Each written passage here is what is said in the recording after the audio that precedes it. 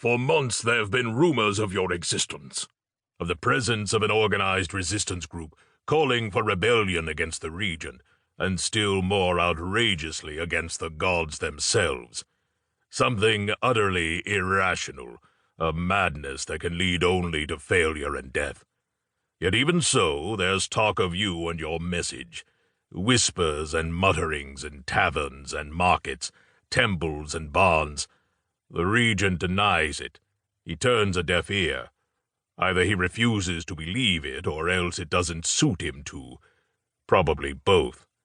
But we hunters always keep our ears and eyes open, and in the end the song of treason has reached us. I still can't believe it. It's insane. Do you really seek rebellion?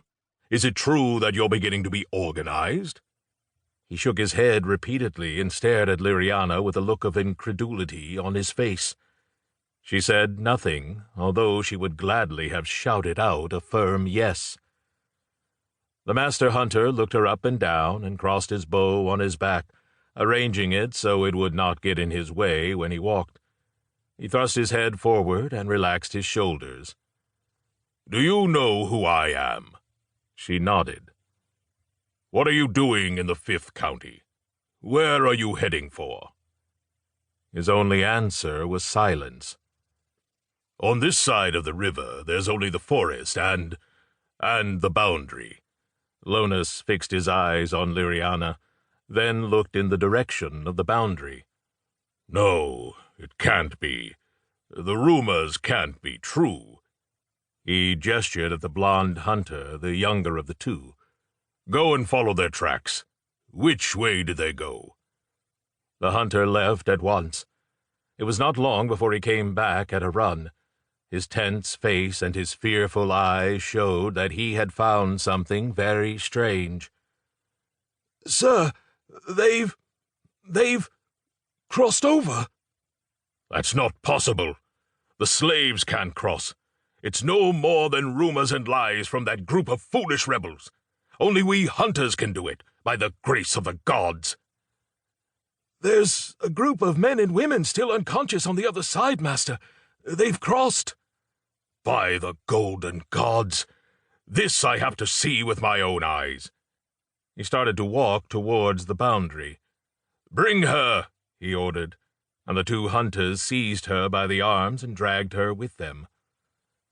Lonus reached the boundary, and his wrist began to shake. He stopped less than a pace from it.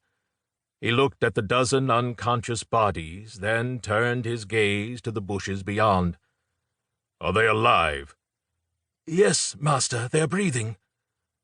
"How is it possible? How have they managed to cross over and stay alive? Where are the others? There were about 30 in the group." He turned his back on the barrier of the gods and glared at Liriana. "You'd better talk. I want to know how you did it, or I swear that neither you nor them," he pointed behind him, "will live long enough to serve as the public example the regent is going to make of you." Liriana felt bile rising in her throat, but she swallowed it. "Keep calm," she told herself. She looked at the dozen who had not recovered in time to escape. Her eyes searched for Roman, but could not find him. "He's safe, and half the group with him."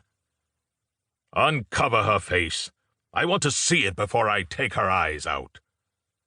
Liriana freed herself from the blond hunter and delivered a tremendous right punch to his nose.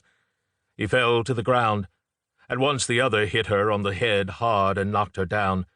She struggled with both hunters like a lioness, kicking and hitting with all her strength. "Let me go, you bloody swine!" she shouted, so forcefully that her voice must have been audible for several leagues around. All eyes were on her. The two hunters managed to subdue her with blows.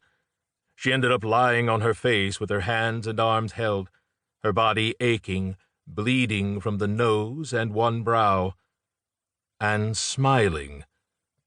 Lonus saw her smile and frowned. "Why the hell are you smiling? What?" But he never finished the sentence.